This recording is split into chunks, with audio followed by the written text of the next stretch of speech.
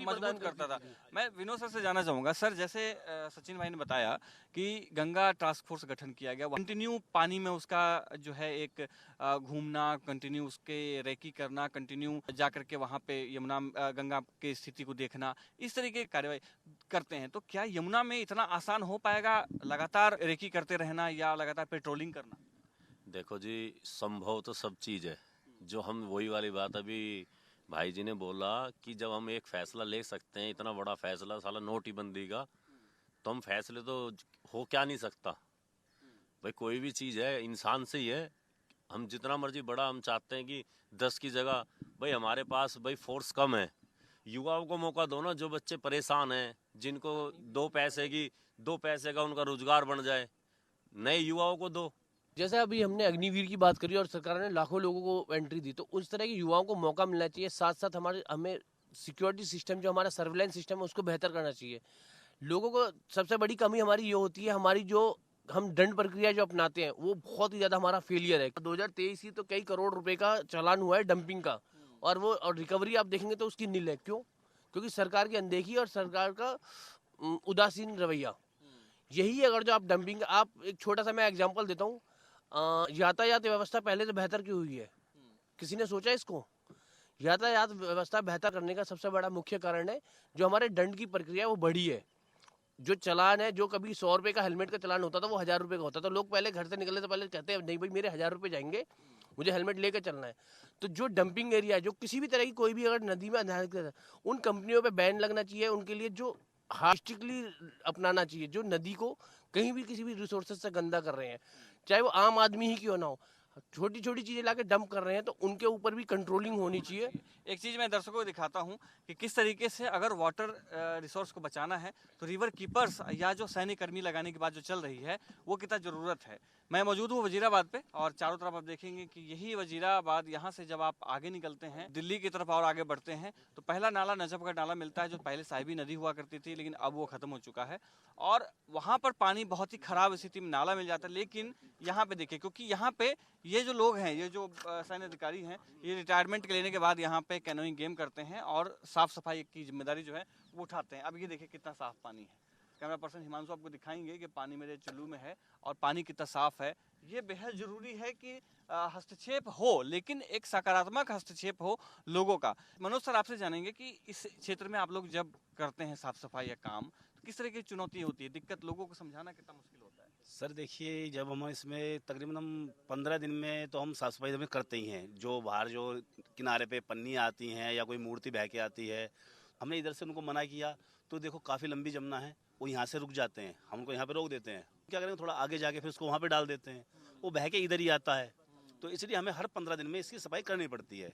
और जो भी आप देख रहे हैं, जितनी भी ये भटभटे आ रखी हैं, ये अपने ये जल कुंभी बोलते हैं इन्हें, तो ये पीछे से जैसे पानी चलता है इसमें, तो जो नाले से मिले हुए हैं, जो पानी रुका हुआ है, तो जलकुंभी जब पैदा होती है तो पीछे से जलकुंभी आएगी। अभी आप भी देख रहे हो, ये हमारा वजीराबाद वाटर स्पोर्ट्स क्लब है, इसमें बच्चों को ना बोटें उतारने में बहुत बड़ी दिक्कत हो रही है।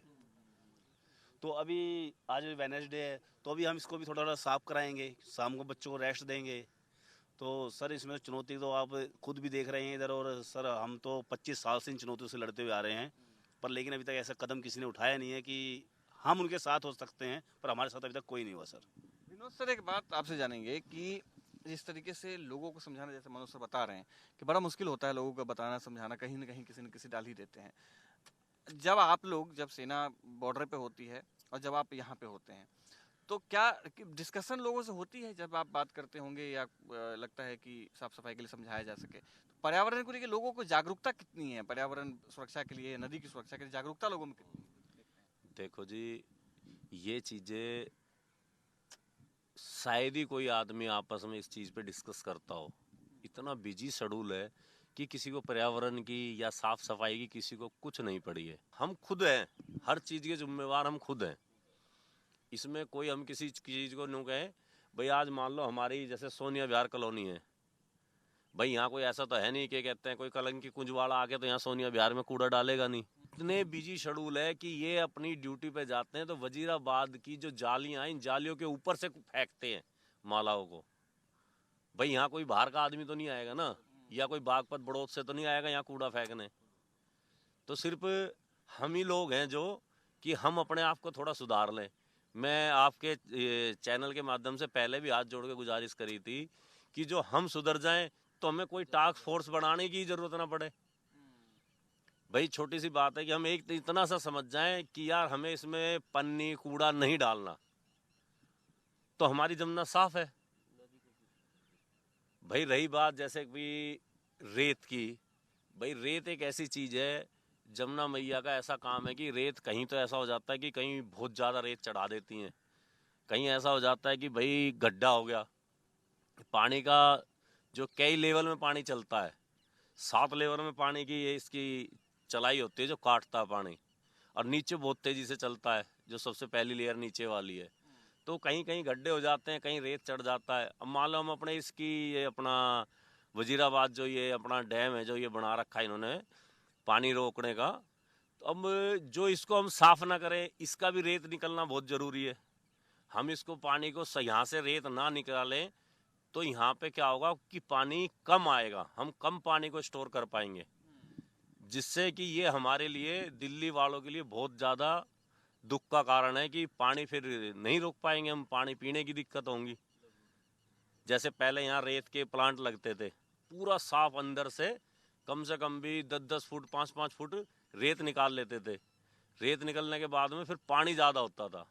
मान लो अब 2 फुट पानी यहाँ रुक रहा है पुल के नज़दीक। जो इसको साफ नीचे से रेत साफ हो जाए, मिट्टी साफ हो जाए, तो ये कम से कम भी 10 फुट पानी यहाँ रुकेगा। गाद हटाना बेहद जरूरी है, मिट्टी हटाना जो है वो बेहद जरूरी है। अब देखेंगे कि हिमांशु कैमरा पर्सन आपको दिखाएंगे कि पीछे से जो बच्चे हैं वो किस तरीके से खेल रहे हैं, कितना सुंदर लग रहा है यहाँ पे। बस कारण यही है कि यहाँ पर साफ सफाई के लिए लोग वॉलंटियर्स लगते हैं, जैसे विनोद सर ने कहा या जैसे मनोज सर ने कहा या जैसे सचिन ने कहा कि लोगों को जागरूक करना बेहद जरूरी है, ताकि नदी में कचरा ही ना आ पाए, और कचरा अगर आए भी तो उसको सही से निस्तारण करना जरूरी है। जो एसटीपी है उसे काम करना उसका बेहद जरूरी है, ताकि नाले का पानी जो है वो बर्बाद नदी में आकर के न मिले और यमुना में आकर के न मिले, और जो पर्यावरण है उसको नुकसान ना हो। जैसा मनोज सर ने कहा कि सेना का बॉर्डर पे काम करना बिल्कुल अलग होता है और यहाँ नदी किनारे काम करना बिल्कुल अलग होता है। कारण ये है कि वहाँ पर दुश्मन लड़ाई लड़ रहे होते हैं, यहाँ पर आपके अपने लोग होते हैं, अपने जो देश के लोग हैं, जो आपके पड़ोस के रहने वाले लोग हैं, उनको समझाना होता है कि नदी में जो कचरा है वो ना डाला जाए। साथ ही इन्होंने ये भी बताया कि किस तरीके से यहाँ पर आपको 24 घंटे निगरानी करनी पड़ेगी। मानव के साथ साथ आपको इलेक्ट्रॉनिक्स की भी मदद जो है विजिलेंस करने के लिए आपको मदद लेनी जरूरत पड़ेगी।